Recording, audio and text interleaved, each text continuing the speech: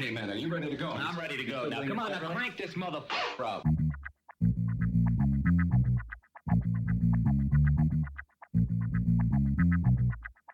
Break it down like this.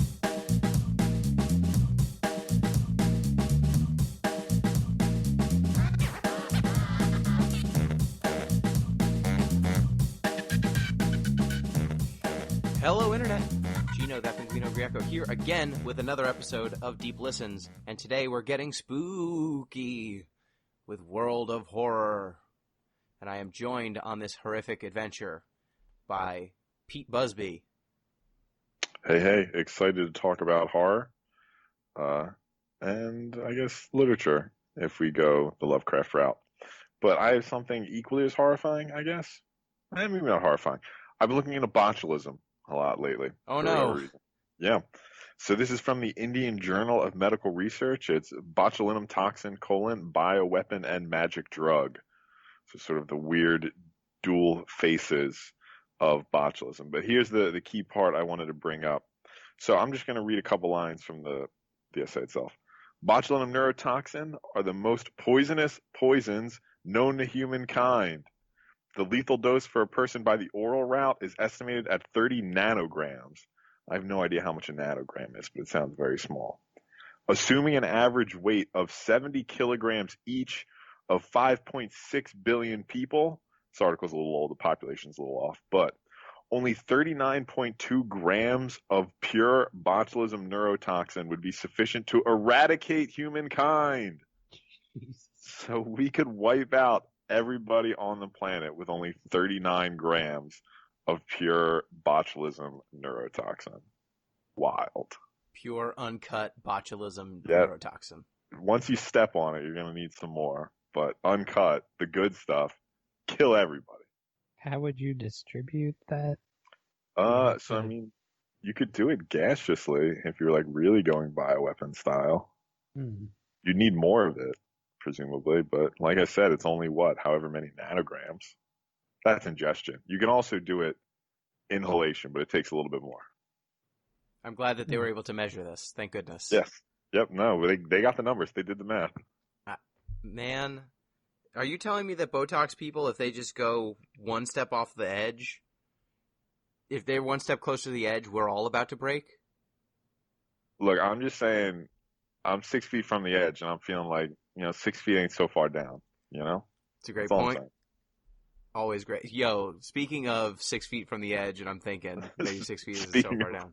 Speaking of Creed. Speaking of Creed, have you ever seen Creed's post 9/11 halftime show from Thanksgiving? Have I ever seen Creed's post 9/11 halftime? Of course not. No? No. Why would I have seen any of that? Oh, wow. They performed at the Cowboys Stadium, and boy, was that a halftime show for a lot of reasons. Am I in for a treat? You're in for a treat. Treat yourself. Get yourself 7 minutes. Close a door. Turn off all the lights. Turn on your biggest screen and make it as big as possible so you can appreciate the majesty. Oh my God. Oh no. Are you seeing it? I'm seeing something. Do you see? I see it. Do you see? I do not want to see this. Oh my God. Yeah, this is Pete, a lot. two of these three things are real. A almost entirely African-American children's choir performing behind Creed. Okay, sure. That's a choice for Creed. A large Masonic turkey. Just real like Messianic. Oh, Messianic? Messianic, yes. Okay, I thought you meant like it was a member of the Freemasons. No. How did they render that? No. What was the word? I was mispronouncing Messianic. it. Messianic turkey. Or some aerial silks performers Ooh. flying through the air. I mean, the Messianic turkey would fit for Creed. That's part of their ethos. Two of these things are real, and you'll have to watch to find out which ones are real. I'm pumped. Very excited. That other voice you heard is M. Palladino. Hello, everyone. I'm watching this halftime show now. There's a lot going on. You really need to hear it to understand how it helped our nation heal from a national tragedy. Let's just scrap the game. Forget World of Horror. This is a Creed podcast now. We're going to review this 7-minute video for the next hour. It's going to be a multi-part podcast to unpack all this. The only thing... If you thought our near coverage was exhaustive, just wait until we dissect this. The only sad part about that video, literally the only bad thing, the only thing that's not truly perfect about that video is that it was clearly the era of halftime shows where you had to lip sync, because I recognize all of the notes that are being hit and all of the runs that are being made from the album. So it just pains me to think that Creed would not be authentic enough to perform it live. But, what can you do? Even heroes sometimes disappoint us. True heroes. So, without further ado, just a reminder, you can get in touch with the show at DeepListensPod on Twitter, deeplistens.libsyn.com. We've got our comment sections, and deeplistenspodcast@gmail.com. Email in, send in your questions. You can also support the show on patreon.com/deeplistens. And you can also join us in supporting... Trans Women of Color Collective. Yes, the Trans Women of Color Collective, which is twocc.us/donate. Join us. Solidarity is informed, intentional, recurring, sustainable acts, as they say. So please consider. With that, all the promo stuff out of the way, it's time now for the Discord report. The Discord report.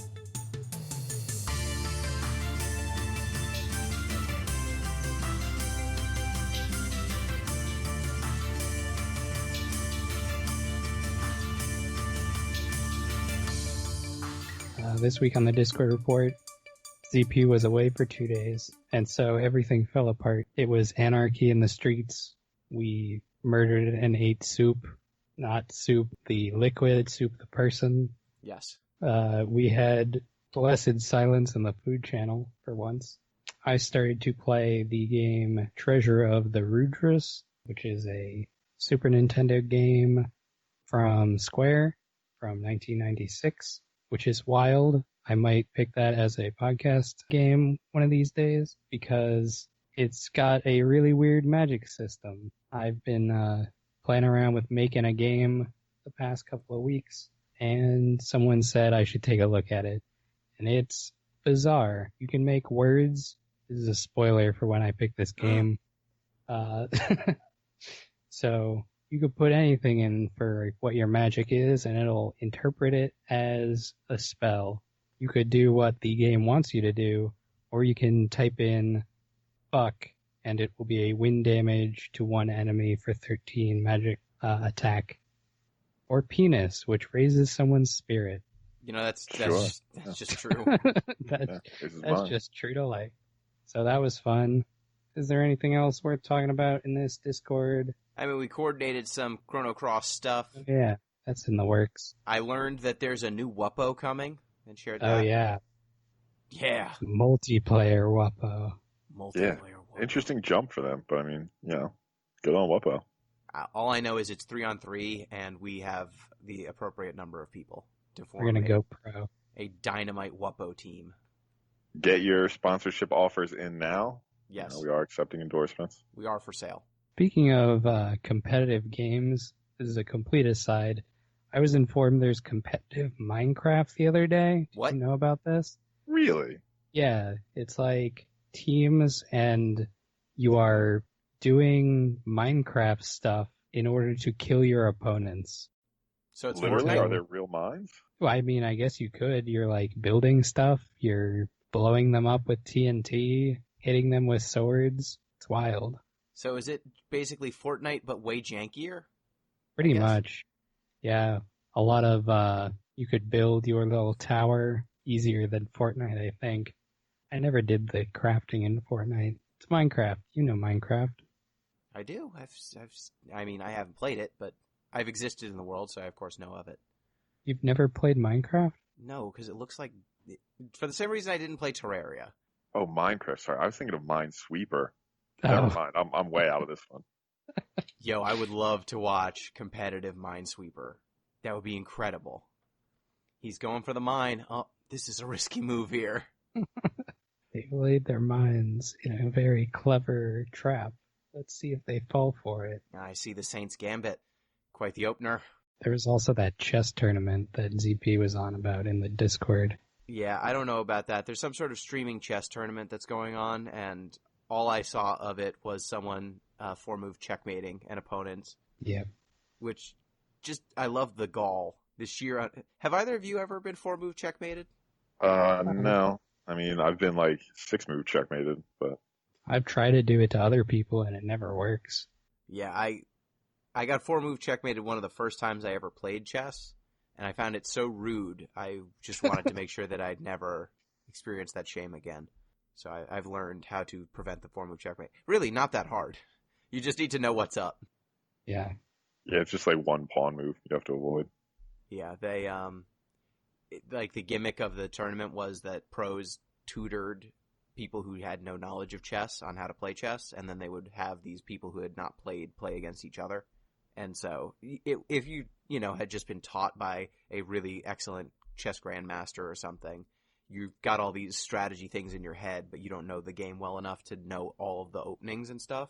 So if someone opens up with a 4-move, you might not be aware enough. You're trying to do your game. You're in your own head too much to notice that they're about to hornswoggle you to death. And it's all Twitch personalities, so you get that as well, that additional aspect. Yeah, you get people just acting out on camera. Yep. So it is time now for my obsession of the week, and this week my obsession is Pose. Hell yeah. Fucking love Pose. Have you heard of this show? I've not. What's the deal? Let me know. So Pose, it is an FX drama following the lives of the ballroom community in the Bronx, New York in the late 80s, early 90s.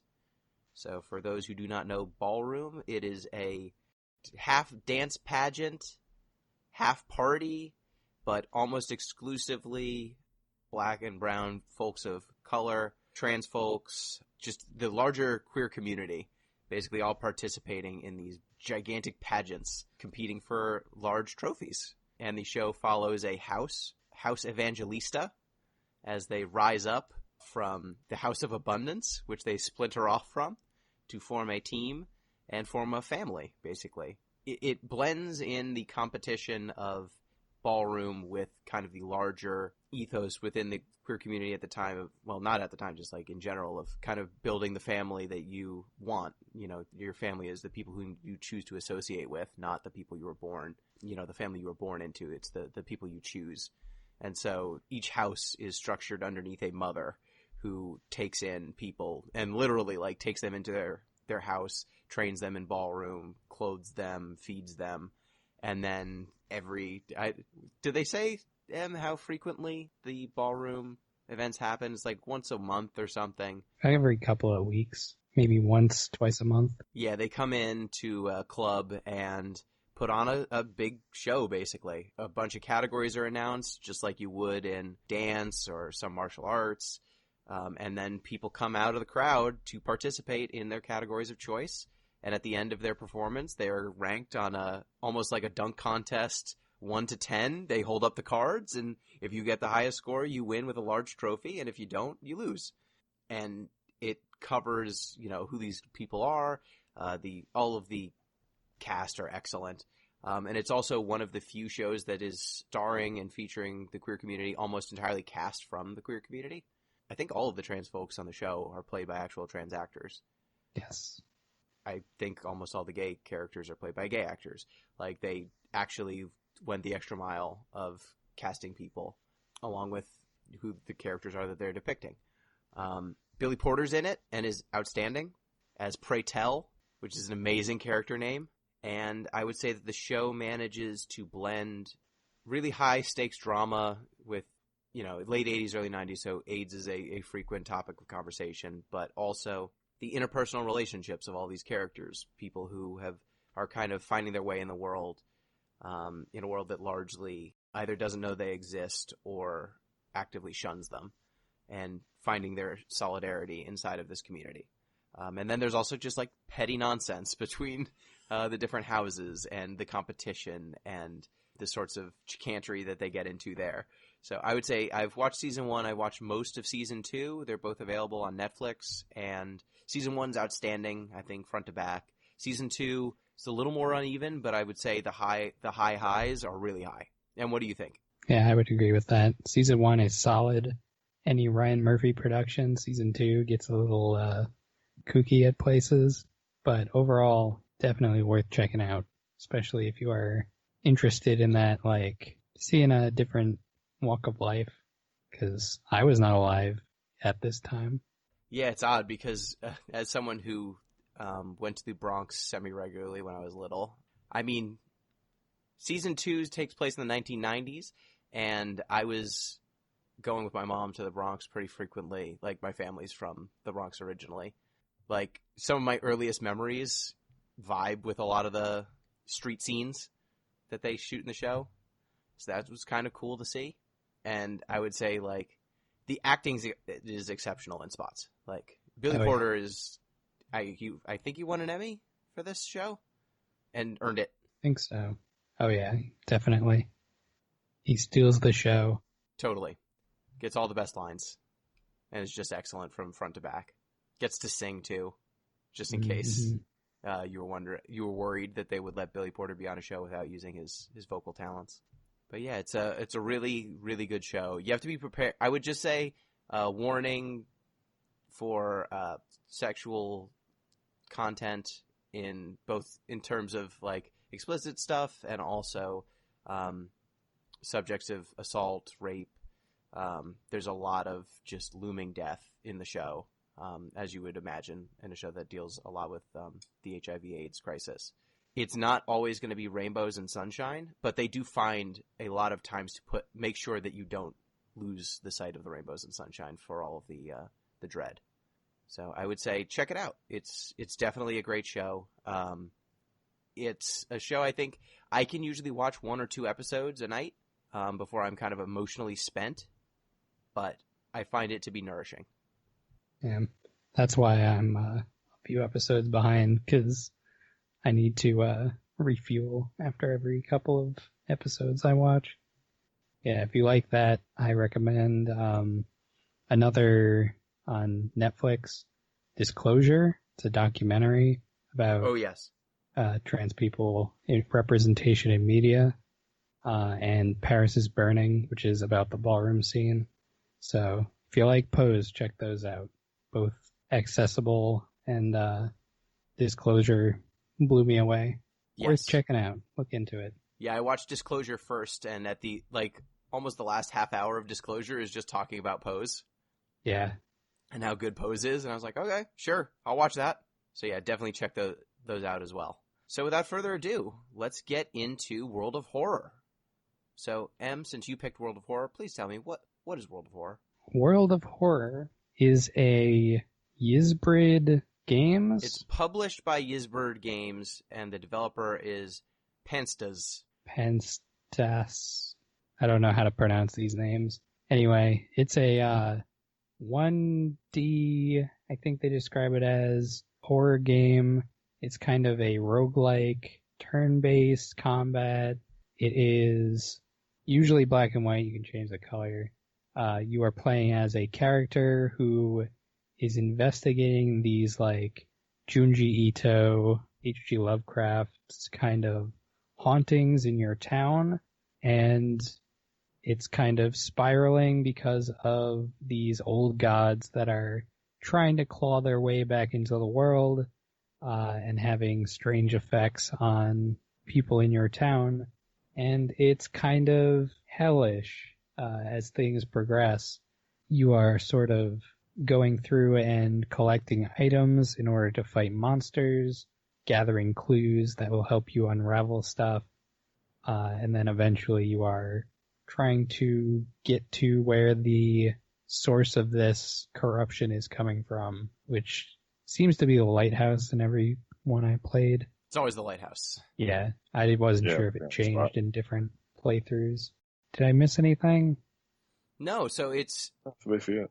It's got a very striking look. It's very inspired by 70s, 80s PC games, PC, Amiga. Like it's very. If you've played Return of the Obra Dinn, it's got a very similar aesthetic. Though this game is operating much more in those old styles. It's not just inspired by the art styles of the 70s and 80s. It is more directly aping them. It doesn't have 3D. It's 2D art. You can actually flip between 1 and 2-bit graphics, and that will either add or remove a layer of definition and contrast in the game. And you can, toggle between I think there's like 20 or 30 different combinations of color schemes that you can play with if you decide to turn on manual control. You can also just hit randomize and it'll give you a bunch of random color schemes. I found that some of the cooler looking ones hurt my eyes too much to play. Yeah. Like the ones that were the most striking, I found that the contrast just made reading really difficult. I mean, that's the same way with Obra Dinn too, though. I mean, they had some of those weird, it's based on what computer you're using. They were all kind of interesting, but some were more legible than others. Yeah, and that was kind of, I enjoyed playing with them, but at the end of the day, I liked the cool mellow. It was basically similar to the white-black default color scheme, but I think it was slightly bluer, and that was good enough for me. But yeah, you're basically playing through this series of mysteries, and the game gives you a nice on-ramp when you first boot up. They have a like one-star difficulty, 2-star, and then two 2-star options, and then a 3-star difficulty option. Like the number 1 is, okay, it's the haunting of Sickening Scissors, I think is what it's called. Freaky Scissors, maybe? Something about scissors, whatever. Something scissors. So basically they drop you, the first option is they drop you in a mystery that's kind of in progress. And the goal is to just survive this single mystery. Because the larger game is actually a run where you have to solve 5 mysteries and then get to the lighthouse to stop whatever old god is rising before you run out of, before you either die or your doom meter gets full. And we'll go into what those mean in a bit. But the first version basically just gives you one mystery, and then if you solve the mystery, you're done. You win. The second option gives you a default character that you're always going to play as, and it randomizes the other stuff around you. So, like, it always gives you the swim captain character, whose name is, I think it's Aiko Takahashi. Yeah, she's the captain of the swim team. So she's a character who's pretty balanced. She has extra dexterity, which is a pretty good stat to have. You get some randomization outside of that in terms of which mysteries you're going to have to solve, what old god you have to stop, but you know who your default character is every time. Then you can do quick play, which will assign you a random character to start, a random old god, and a random backstory as well, which is something that you can unlock, which is a modifier on your character. It doesn't matter which character you are, that modifier will change your playthrough. And then the last one is kind of customize your game. You pick which character you want, you pick what backstory you have, you pick what old god you're trying to stop, and then it'll randomize the mysteries you have to solve and the events that you'll encounter as you play through. So, did each of you start with the scissors kind of walkthrough? Yeah, just to see what the deal was, start to pick up on stuff. It sounded freaky. It is freaky. So what did you think of that mission? As far as things go, it's like the simplest version of like missions that you're going to confront in the main like story mode, in that you're just sort of walking around the school instead of a whole town. I had a hard time just because it was my first couple of times playing it that I did this one, and there's not a lot of options given to you as you're going through. So like, if you were going to survive combat, you needed to get the bat out of the locker. Otherwise, you did not have a weapon. A few times I would forget that I needed to do that first, but then, you could like pick up something random. The menu system is very exhaustive in this game. This one was a good introduction, and it does come up in the main story too, every once in a while, because they are random. So you can like get the full experience with a character that you actually have stuff for, as opposed to like scrounging it up. So that was nice to see how it actually plays. Yeah, in some ways I found that the initial walkthrough gives you a taste of the combat. It gives you some taste of exploring. Not all of the mysteries play out in a single location the way that this one does. And this is actually, like, the scissors mystery is one of the, I think, like 15 mysteries that you can encounter in the main game. So if you learn this one from playing this little mission, it plays out the same way every time you do it.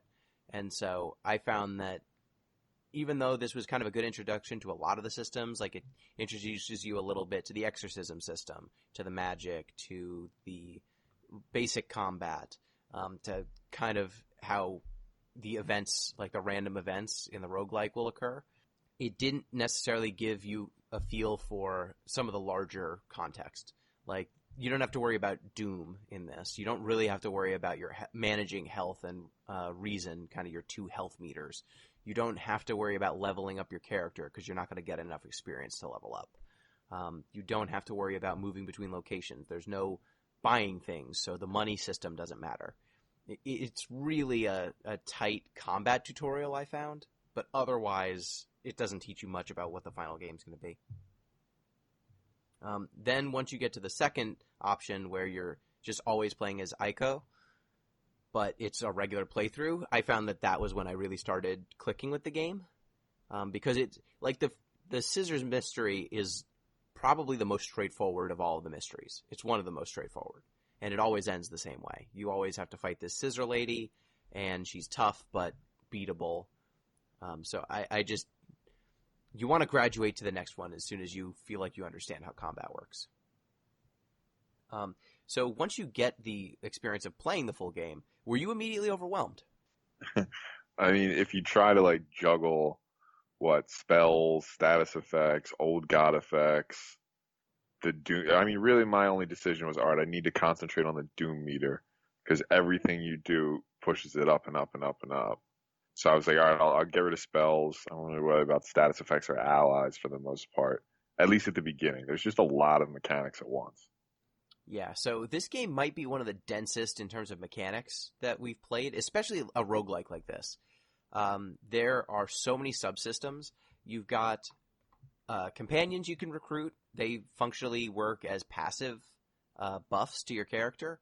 Some of them will buff you, some of them will debuff you, some of them give you benefits in combat, some of them only do things when you dismiss them.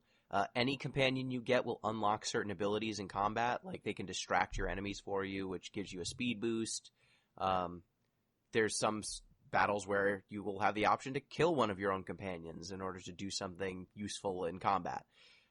So you've got that system. You've got the magic system, which you can learn spells by going to school and studying at the library, or you can find them in certain encounters. Some characters come with spells innately. You have the exorcism system, which is something that you can only do in combat against ghosts specifically. Like, you can find this combination of claps and bows that when you do that properly will insta-kill any ghost. But you need to basically randomize, I think it's like a sequence of 5 claps and bows. And the game will tell you how many you got right. So that's something that you can keep in mind for any playthrough that you do. There's a money system, so you can go shopping. You can also get wounded, which will impair your character permanently, and you can get that healed at a hospital. Is there any other... The Doom system is one way you can lose. There's a meter that goes from 0 to 100%, and if it ever hits 100%, you lose the game because the old god comes back and wrecks your town. You also have to juggle your health and your reason, which is kind of your physical health and your mental health. And either one of them can get damaged by random events, or they can get damaged in combat. You've got a system for like healing your character. Like, you can take a bath at home or rest up so that you can heal. And then there's just experience, like leveling up your character. And all these things are happening all at once. And the screen is very dense with a lot of meters and a lot of numbers. And you've got items too, weapons, single-use items, equipment.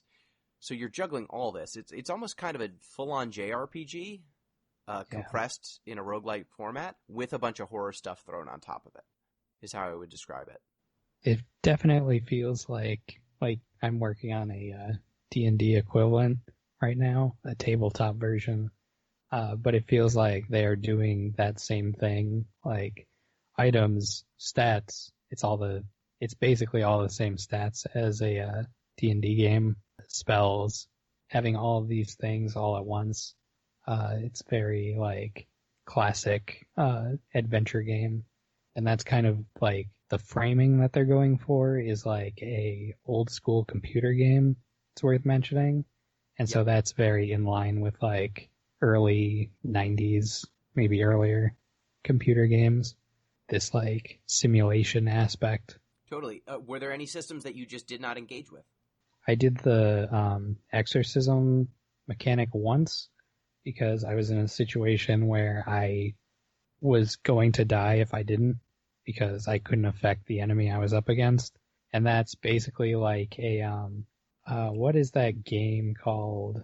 It's a board game. You're trying to figure out like some combination of colors. Stratego? I don't know. No. I know the game you're talking about. Yeah, it's like Mastermind? Mastermind, yeah. Hey. It's basically thank you for I would have never gotten that. Yeah, it's like doing a little mastermind puzzle if you try to do it, and there's no record. Like you can't look at your there's a little text box where all the events of the game roll by, and once they go, like you are out of luck. Or at least as far as I found, there's no way to check it. So doing that mastermind puzzle was hard, and I do not know how I successfully did it, but I never attempted it again because it was just too much thinking. I guess I could have taken out a piece of paper to do it, but who has that kind of time? We got monsters to kill. Yeah, I'm playing video games. I'm not going to use paper. What else? I very rarely use the spells. I was going to say that's one that I pretty much always ignored. Yeah, there are a few that like, if you use them, you can heal yourself. Other than that, I didn't see a need to like melt someone's face when I could hit them with my baseball bat. That's just me. Yeah, that was pretty much my experience as well. The exorcisms only work on ghosts, and there are some runs where I encountered no ghosts. So once I realized that you could like sometimes encounter none or one, going through the trouble of learning the exorcism spell, when they are they attack you every time you don't perform the exorcism properly. And in this game, managing your life is like the number one thing. Getting really low on reason or stamina can knock you out because the game will just, through random events, ding you on stamina or reason pretty regularly. So if you don't keep your health relatively high, you can just get killed by random luck. So I didn't want to screw around in the battles I could control for a command that might not be useful for much of the game. So if I encountered a ghost, like you always have the option to sever their connection from reality using your weapon, and that's going to take up basically half of your combat meter every time, and it'll deal a set amount of damage. And you can also burn money to deal extra damage to a ghost as well, if you need to do more. So I just found that if I just sever their connection to reality a few times, usually after 3 rounds of combat, if I use sever twice per combat, that would get me through. And it felt like guaranteed kill in 3 turns was better than a potential kill in like 2 or 3 turns, with downside risk. Yeah. Do we want to talk about the combat bar situation? Sure. So when you're in combat, and that's the one thing I was going to say about the magic system, I also didn't really interact with that much. But the nice thing about the magic is it does not take up combat meter. You can do it without burning a turn. So you almost always damage yourself in order to use magic, but and they usually look really unappealing in terms of how much you have to damage yourself, but because they don't burn meter, sometimes that's the only way you can kill certain enemies. Like if you're going to die, if your enemy hits you, you just got to do what you got to do to survive the combat. So, Em, why don't you explain how the bar works? So basically you have a combat bar, which is, I believe 200 is the maximum. I don't know if there's a way to increase it at all. I didn't see it. Yeah. You have 200 whatever units, and then each type of action that you do in combat takes up a certain amount. So if you use a regular hit, maybe that would be like 80, and then if you do a really big hit, it'd be like 120 or something. I don't know the actual numbers. It depends on the weapon and depends on the enemy. There's factors. You kind of have a limited resource that you can choose how you do the actions at your disposal. Usually what I would do would be there's a thing that will increase your likelihood of hitting. There's one that will guarantee you a hit, and then there's like 2 major attacks with weapons. Yep. And I would do like one of the boosts, hit with a weapon, guaranteed hit with a big attack. And that was like my rotation for pretty much the entire game. Usually I didn't find any trouble with that. If I really needed a guaranteed like boost to my hit, there are ways that you can have your ally distract the enemy, and then that will give you plus 10 to your hit percentage. So there are ways to mitigate like any reductions that the enemy has, but generally you could just like keep swinging. Yeah, and you also have the ability to dodge based on your dexterity. It will cost more or less points to dodge, but it also makes dodge more or less successful. So the more dexterous you are, the less it costs to dodge, and the more effective dodge is. So if you're going to pull her into dex, dodging gets better and better. And then there's a strength option, which is brace for impact, which cuts the damage you take in half, and it rounds down. So if you would have taken 3, you take 1 instead. And that also, I mean, the impact there is always cut the damage in half, but the amount of bar that it takes up will scale with your strength. So I found that most of my characters, I wanted to spec towards dex or strength, because those gave you these passive options. And the weapons themselves can also be predicated on dexterity, strength, perception, or knowledge, depending on which one. I didn't find one that was based on charisma. Maybe there is a weapon that uses charisma. But just like use your winning smile to convince the old gods to be on your side. No, you murder them with your winning smile. It's like winning smile and then 10 Just damage, death. 10 damage. Yeah, so depending on which of those stats your weapon keys in on, having more points in that stat will make the weapon both more accurate. It boosts almost everything. It makes it more accurate. It makes it take less time off of your meter to use the attack. Doesn't change the damage, so your damage is going to be whatever it is. But just by boosting the accuracy and by decreasing the delay time to use the attack, I found that certain builds you could just mow down enemies because you could just min-max on that so hard that like a high dex character, if you could get your dexterity to like 10 or 11, you could dodge twice and still get off like 2 or 3 attacks. Especially with the steak knife, I found that weapon was incredibly useful, especially when you're playing as Aiko, because she's kind of your dexterity character. If I spec'd her properly, I could get off maybe 6 or 7 stabs for 3 damage each. And your opponent doesn't get to act until you're done acting. So that would usually kill my opponent before they even get a chance to attack back. And that was kind of how I learned how to beat the game, was with a very specific strategy. Were y'all able to beat the game? Yeah. I mean, I was able to get through the missions and stuff. I mean, you don't always get the good endings. There are multiple endings for each one, but at least got through them. It's really hard to tell if you successfully completed, like, if you've gotten the good ending or not, because so many of the endings seem really harsh. Is the only condition to actually completing a good ending, like, doing the little objective you get? Is that how it works? Yeah, so as you're going through the game, there's 5 mysteries you need to solve, and then you go to the lighthouse. That's kind of how a run plays out. Every mystery will have, or most mysteries, I should say, will have stretch goals, kind of additional things you can do that will give you bonus experience for being thorough, and some of them will also unlock better endings as well. There are some missions that only have a single ending, regardless of what you do. There are some that have multiple, and even if you do the stretch goal, you don't get a better ending. It depends on the choice you make at the very end. The endings, it really depends on the mystery. Like, for example, fighting again, one of them is the mystery of the arms. There's an arm mystery. Mm-hmm. There's a pervert in in the vents who has long Yeah. arms and is stealing clothes from people. Yeah, specifically underwear, but yes. He's groping and stealing underwear, and he's real gross. So that there's only one ending there, regardless of whether you do a thorough investigation or not.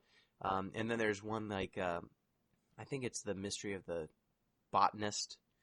There's a guy who's studying Yes. plants and mold and stuff, and if you perform the extra steps, you get an extra potential option when you're in combat in the final boss fight that can get you a kind of the A ending, and the A ending is usually the quote-unquote good ending. Same with the Akamoto, the mirror one, or no, the bathroom one. Bathroom, I don't know yes. if I ever got that one. Yeah, if you collect gossip ahead of time, you get a bonus option during right. combat. Yeah, Akamanto. That mission sucks. I hate that mission. So were there any of those little mysteries that stood out to you as especially good, like as stories? Did you ever get the festival? There's a festival one. Yes. Yes, Yeah. that's, I forget the girl's name. M something, Miku? Miku? Mariko? Something, yes. Tsune Miku? Yes. There we go. Yeah, there's one where you basically go to a different location, and it's like a little village where they're having a festival, and there's like spooky stuff going on in the woods. Depending on what you do, I feel like I always got the bad ending to this. It turns out like everyone in the village was dead. There was no festival at all, and the police come and pick you up, and you're like going insane, basically. That one was neat from a like design standpoint because it's like going to a different site than your normal mission would occur in, and it kind of changed the framework for me a little bit, where it's like, oh, so there's like other areas. It's not necessarily like walking around the school every single time. It was interesting to see, and it was just one of those ones where I was like, it felt very like old horror manga. I was going to say, there's a weird amount, too, just speaking of this mission of gaslighting in this whole game where, like, the police basically come and they're like, oh, there was never any other person. Or, like, we didn't see the giant sea monster.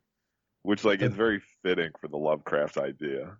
The police are never helpful. I mean, the only useful cop I found was a dead cop because I took a gun off of him, and that's a really good weapon. Personally, my favorite was the eel mission. Yes. So you have a creepy neighbor who's obsessed with eels, and your friend comes over and she's like, listen, we should really find out what's going on with these eels. Long story short, he's basically raising parasitic bloodworms that crawl into your body. I don't know if it's specifically through your eyes or if that's Your where eyes. they burst forth. Yeah. So your friend gets infected with these crazy bloodworms, and in order to get the good ending, you need to gouge her eye out with a pin. At which point you can then take her to the hospital and they'll help you out a little bit. But first you need to gouge her eye out. And there's a very like cool little mini game where you do it. And then, Yes. a bunch of little fucking wiggly worms burst out. Yeah, I very never did the Slither-esque. mini game. Yeah. Yeah, you get two options. So this one, there's three options to this. You can just leave and say, to hell with this. I'm not going to my neighbor's room. This is fucked up. You can take them straight to the hospital, in which case the doctors practicing normal science and medicine won't realize what the hell's going on and your friend will die. Or you can pop their eyeball like a pimple and then worms will come out and they'll join you permanently as your companion with an eye patch. And they thank you for saving their life. So I found that the eerie episode of Evolving Eels was my favorite mission to take first out of the 5 because Kana, the neighbor, is, I think, the best companion because she decreases the damage you take in combat by 1 from every attack. Pretty good. It's super useful. Just dialing down your opponent's damage makes surviving way easier. And the eerie episode of Evolving Eels, if you do the eye pop, you take 3 reason damage for doing it, but otherwise you're not guaranteed any like messed up boss fights or anything. And it's a mission that doesn't take you away to a remote location, so you can make sure that you can spend money, which is something that I found strategically as I was playing through this game. they almost always give you like 2 or 3 missions that occur in a fairly standard fashion, where you're going to locations in town, you're investigating them. Every time you investigate a location, it advances the story 1 tick forward, and then at the end, you've got this either boss fight or just a cutscene that explains to you whether you got the good ending or the bad ending. And those sorts of missions tended to be the best ones to start out with, because it guaranteed you could use your money efficiently and quickly. It let me set my character up before I really got into the main thrust of the game. And then there were some, like the one that you mentioned, Em, that whisk you away, like the Fear Festival one, the Scissors one. There's one where you go to a wake that you have to investigate. That one whisks you away to another location. And those, because you're trapped in this location until the mission is over, I found that they were better to be kind of dispersed throughout the missions, because I needed to be in a spot where being stuck in one place without access to any stores or without access to resting wouldn't just get me killed.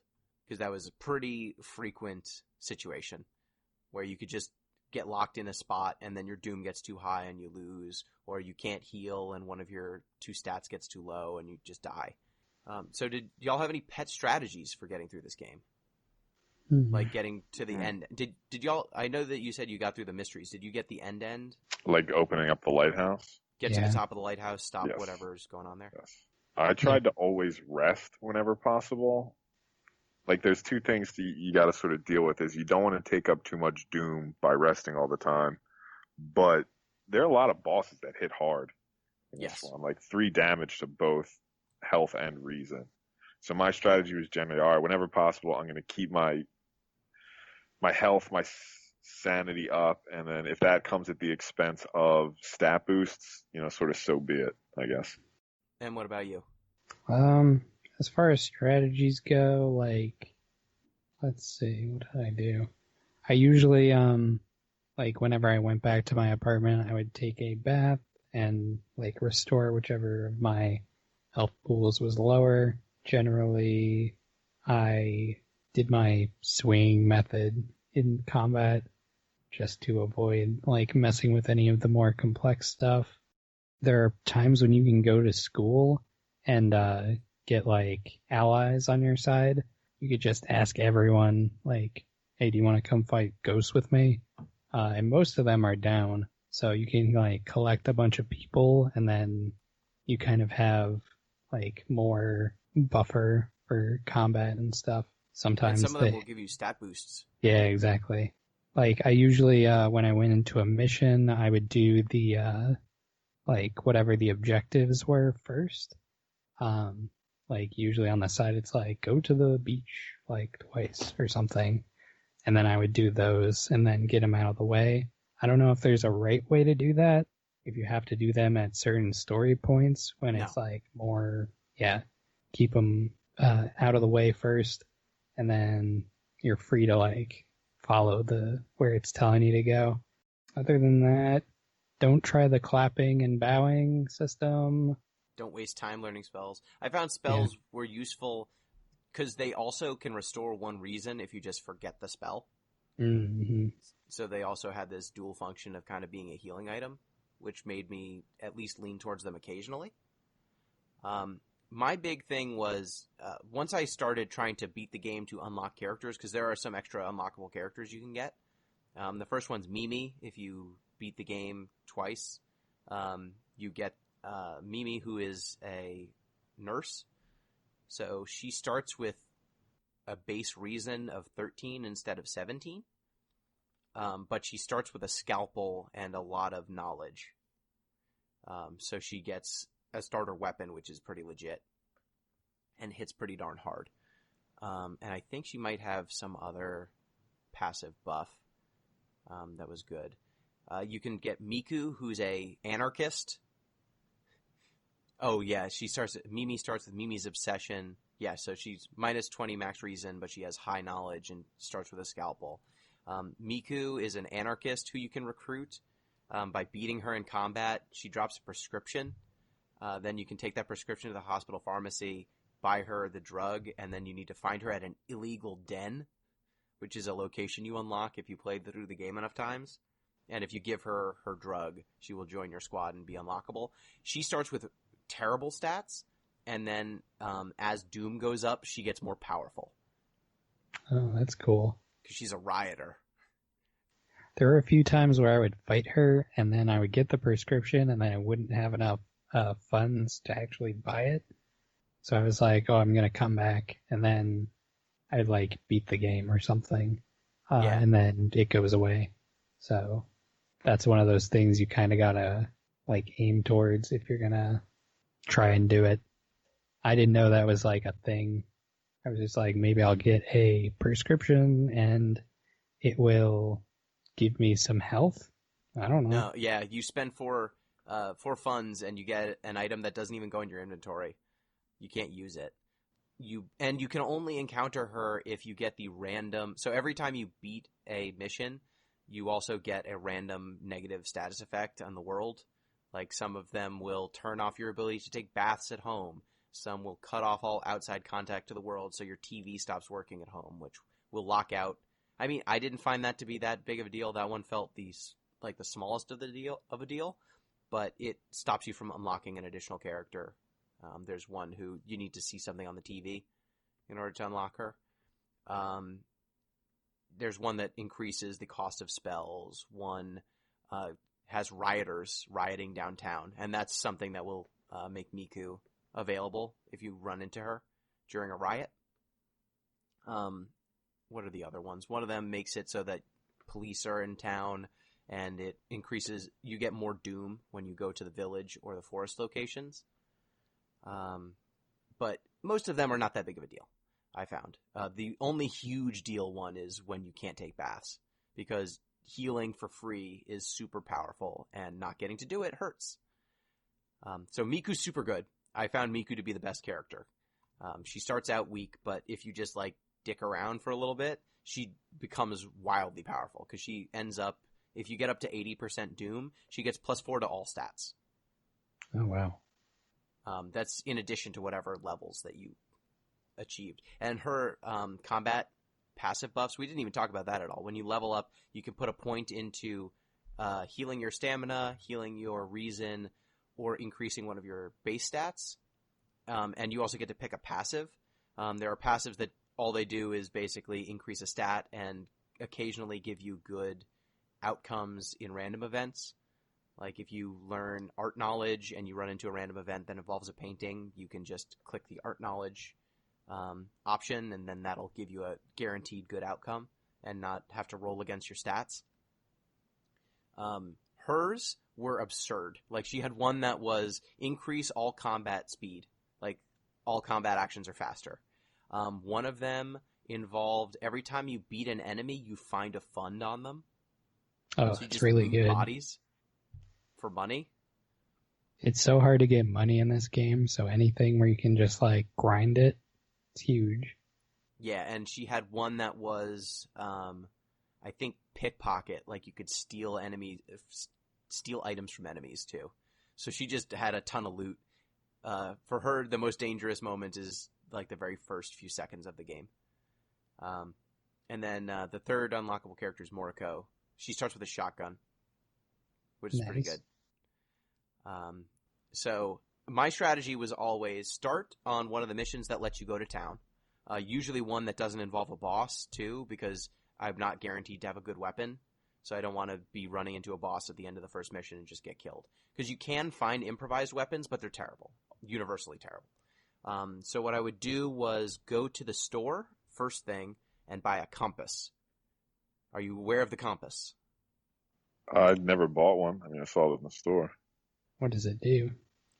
It doubles the experience you get for investigating locations. So you usually get 2 experience every time you investigate someplace. That makes it so you get 4. So I put that in my passive slot. Then I would usually go visit the shop again and try to find a steak knife, because that is the dexterity weapon that is guaranteed to be in the store if you wait long enough or you roll it enough times. And it's got a really good hit rate and a very low action cost. So if I just min-max on dexterity from there, I could get it to be very, very lethal very quickly. And if I didn't have enough funds because of like a backstory or something like that, I'd just get the compass. Then get through the first mission as fast as I can, and then try to save the boss fight ones for like the middle or last battle. Because actually, once you get in the lighthouse, I found most of the stuff in the lighthouse were just like stat checks and like maybe a bad boss fight, maybe a like not difficult boss fight, I should say. There's a dude in there who like he does doom damage, so if your doom isn't too high, he can't even hurt you. Did you find any of the bosses to be especially difficult, or like to challenge your perception?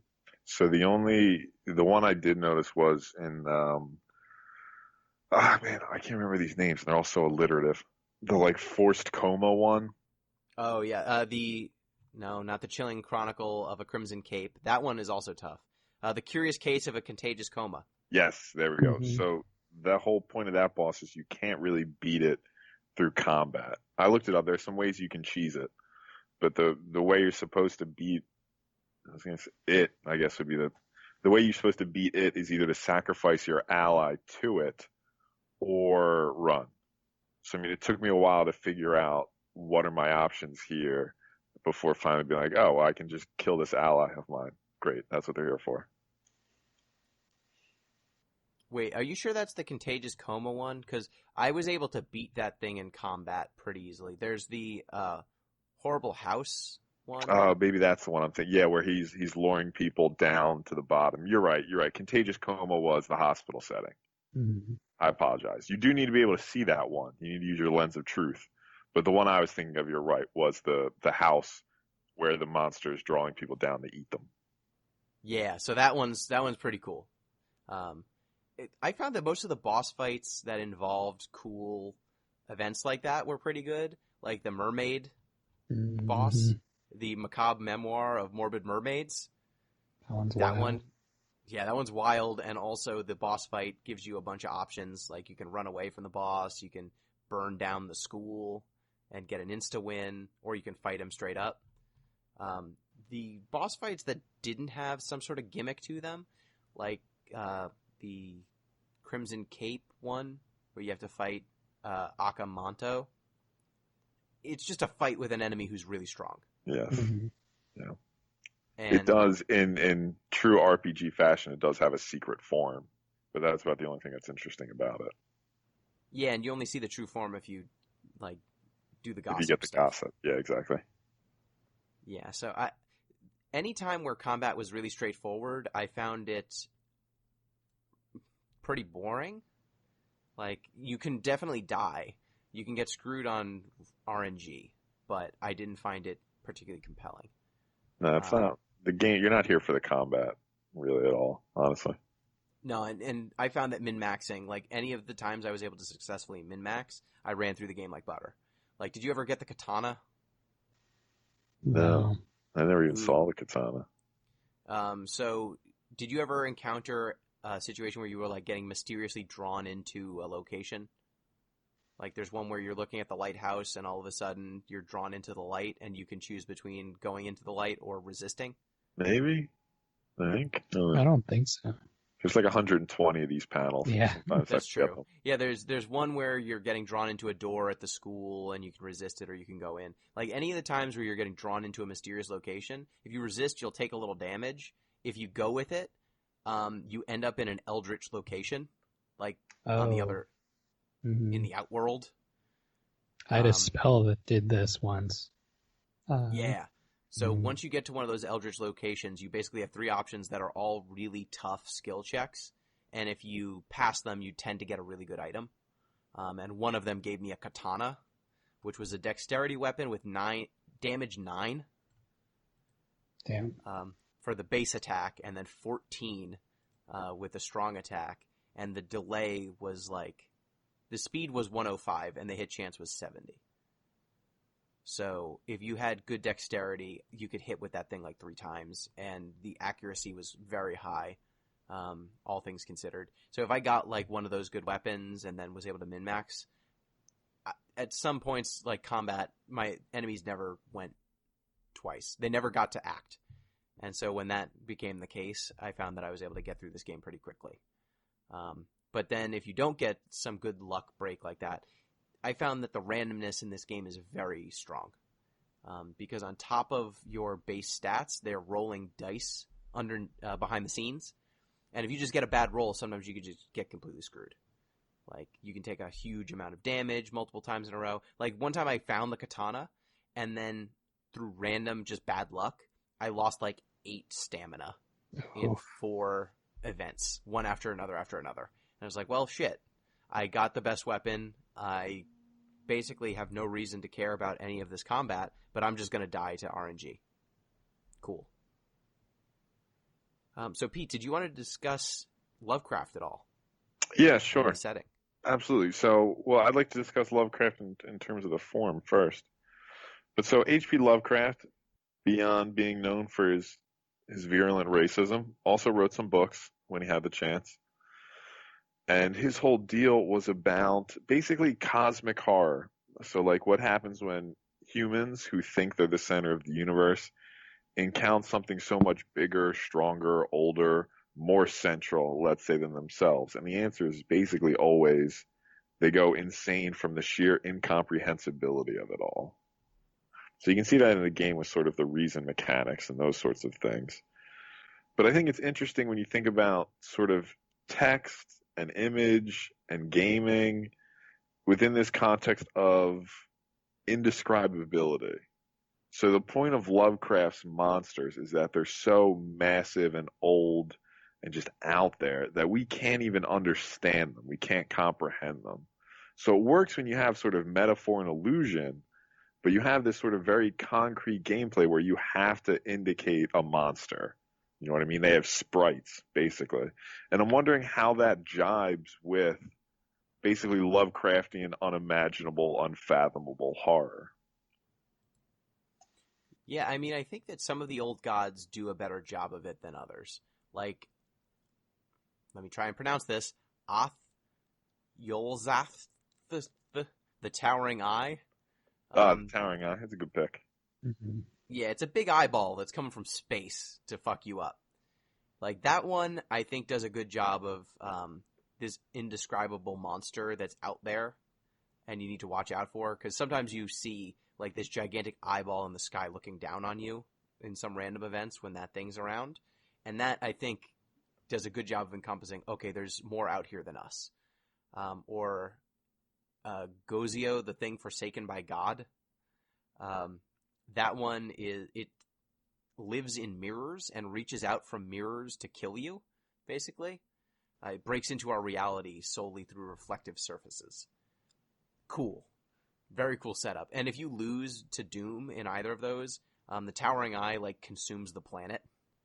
And Gozio, you try to break, like, every mirror in town so that your friends and family can all survive. But then you see your own reflection in the eyeball of your lover, and Grozio reaches out and kills you. That was a nice twist. That one was good. Like, those are really cool. But the other two I found to be a little bit less otherworldly. One of them's a spider god, and it's just a big spider. It's got a web, big spider. Sometimes it's just a big spider. Yeah. That's fine. Sometimes it's a big spider. I'd be terrified of a giant spider if I saw one, sure. Yeah, but it's just like, less poetic than seeing your reflection in your lover's eye and realizing, oh no, the dark god is upon us. And the last one, the Devouring Flame, that one's actually, I think, pretty cool. It's like a black marble statue that it's a perfect rectangle or perfect square or something, and then actually inside of it is this dark being that will burn your city to the ground. That was kind of cool. But yeah, I think once you involve sprites, like, depictions of Cthulhu are never as good as the descriptions of Cthulhu. Yeah, sure. I would say so. Whenever it's just a squid-faced dude, it's infinitely less scary than whatever the words spin up in your mind. But I mean, I think that we just have a secondary question here: is how scary is the game Really? I mean, as purported, is it fulfilling its job as a horror game? I guess. I feel like this is a game that is more mechanically like a adventure game than a horror game. It is conveying horror tropes, but I'm not necessarily like scared. It's like the same experience as like reading a manga where you know what's going to happen. There's going to be like the girl with the scissors or something. And so when she shows up, it's not like alarming. Just kind of like, well, now I'm going to beat a boss. I didn't feel like the horror, like in my gut sort of feeling. I don't know what game would do a good job of being a horror game. Amnesia, I think, did it. Silent Hill. Silent Hill was going to be my pick.